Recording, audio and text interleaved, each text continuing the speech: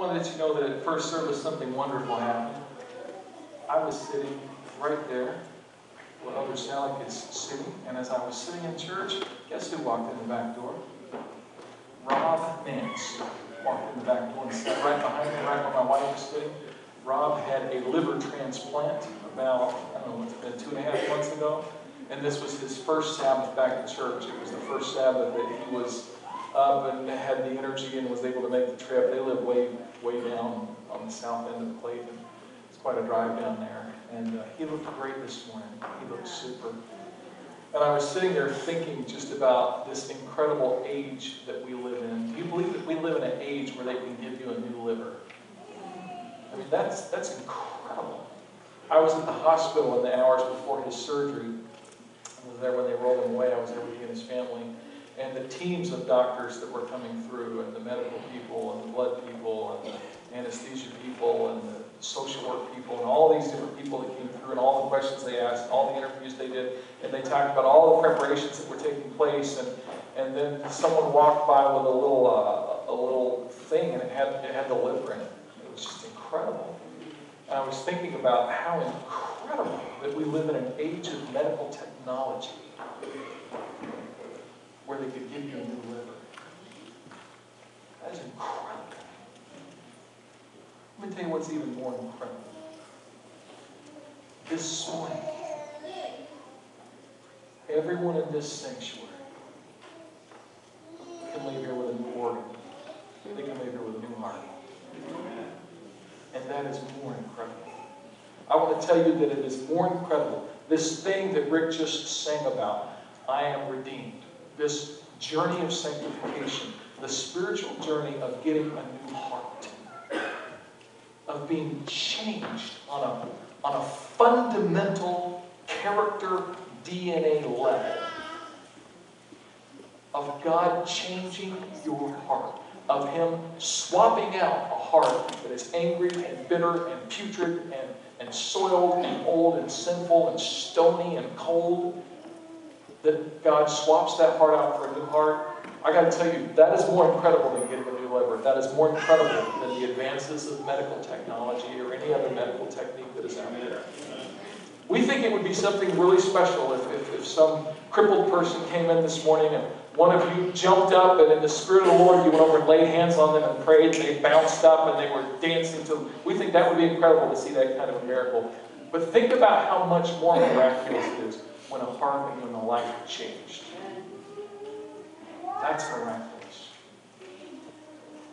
And this morning, we get to do communion together with this incredible, deep, rich symbolism that takes us back to the Calvary event and that connects us to the cross. That is incredible. And before I even get into my message this morning, I just want us to practice this moment of just awe about what it is that we get to do here today. And if anyone walked in this morning and saw the table, oh yeah, communion, yeah, I know how that goes. It's like it's common. I want you just to recalibrate that piece of knowledge in your head for a moment and just return to a sense of the sacred and to a sense of the awesomeness about what this is. People, this is not juice and crackers. This is the body and this is the blood of God's Son, which is the price that He was willing to pay for your redemption. Do you know how honoring and how elevating and how valuing it is that God would do that for you? You are incredible worth in His sight. I love you. I love you. But I would have given my son for a wife. God bless me, not a wife. If it was you or him, I'll try to preach a really nice funeral at your sermon. God's heart is completely different. He gave His Son to purchase your salvation. Sam O'Neill recalls the first time his entire family took communion together. He says, after receiving the elements, we children tried our best to sit patiently and listen as the pastor described the meaning behind the ceremony. However, my younger brother always had a more difficult time sitting still, and so he began to play with his cube of bread. He rolled it around in his palm for a little bit. Then he tossed it back and forth between his hands. Soon he started pinching it between his thumb and forefinger like a very small piece of Play-Doh. It was about this time that the pastor began to read from 1 Corinthians 11. This is my body, which was broken for you. He then explained how the bread was the body of Jesus, and that we are to partake of his body in order to remember his sacrifice for us. My little brother's face went white. He became very still. And with a horrified expression, he held out a trembling little hand toward my mother. On top of it was a very thin, flattened piece of communion bread. And whispering fearfully, he told her, Mom, I squished Jesus. Well, to a little boy who had been taught to reverence and revere Jesus, the thought of squishing him would fill him with fear. He may not have known everything that the communion service represented, but he was starting to get it, and he was starting to understand that communion is about Jesus, and that made it important. You know, it just seems that many of us have become desensitized to this communion experience. Rather than approach it with the sense of sacredness, sometimes we approach it with almost a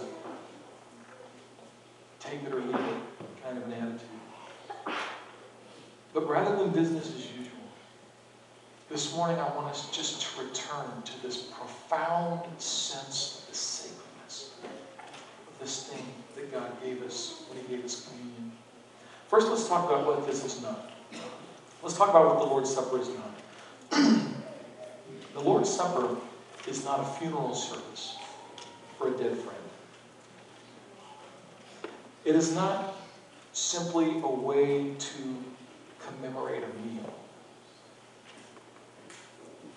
It is not simply a memorial of something that took place in history that we're supposed to remember. Kind of like, say, 4th of July. Should we remember 4th of July? Should we remember our Independence Day as a nation? Certainly, that's a good thing. But whether or not you remember it really doesn't impact the fact that it happened. Right? It's all historical. It's all in arrears. That's not what communion is.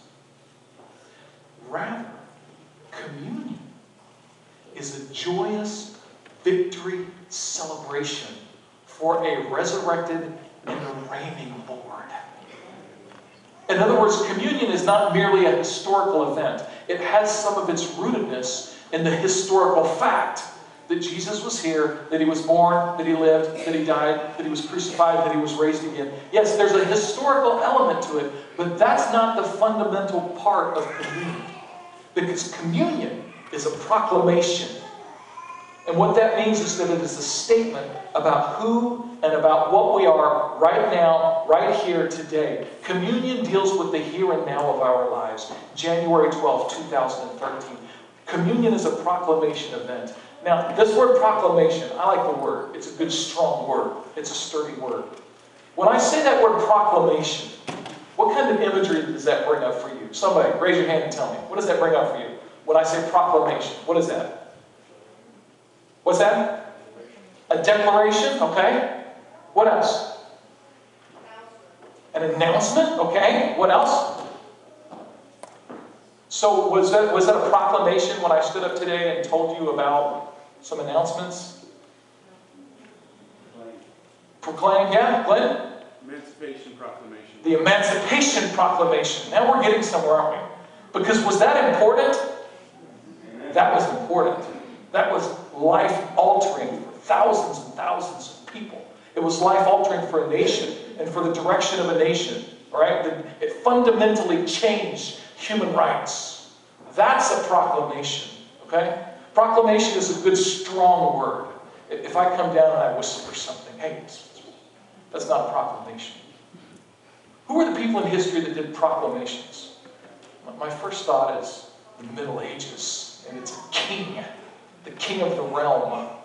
And before the king, when the king came into a certain city, there would be a kingly herald that would go before him, one to proclaim, and he would say, "Make way for the king." And it was so people could get out of the way of the king. They could reverence the king. It was so that people could see the king.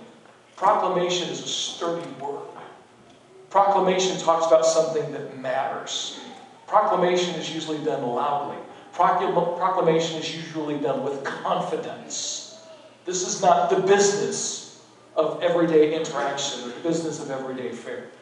That's not what a proclamation is. Communion is a proclamation about your life.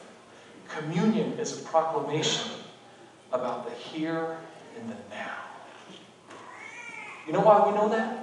Because of the words of Jesus. This is what Jesus said about it. He said, whenever you eat this bread and drink this cup, you proclaim the Lord's death until he comes. You see, it's Jesus' word.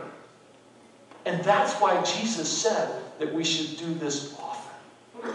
To eat this bread, to drink this cup, to make a proclamation, to acknowledge the one who gives you life, to take a firm stand for him.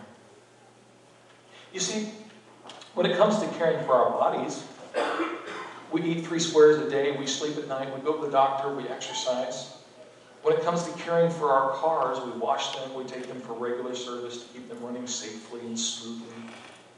In our homes, we mow the grass, we spread the mulch, we apply occasional coat of paint, we clean them often. And we also have to maintain the spiritual life at regular intervals. And Jesus said that when we take the Lord's Supper, we do this. When a person takes communion with the right spirit, he or she is saying, I realize that I am more than just a physical body, but I am a living soul. And just as my physical body needs to be physically fed, I realize that my spiritual body needs to be fed. I realize and I recognize that I need the Lord Jesus. I recognize that he is the bread from heaven. And I accept the gift that is made possible by his shed blood. This is what I need. This is who I am. And this I proclaim. This is why I am spiritually alive. And I proclaim it by taking my part in it, by following the instructions of Jesus, who has commanded me to do this in remembrance of him. And so today, I want to encourage you to proclaim Jesus, to recognize your need of him, to take the bread and the juice as symbols of something that matters in your life, as something that alters your life on this very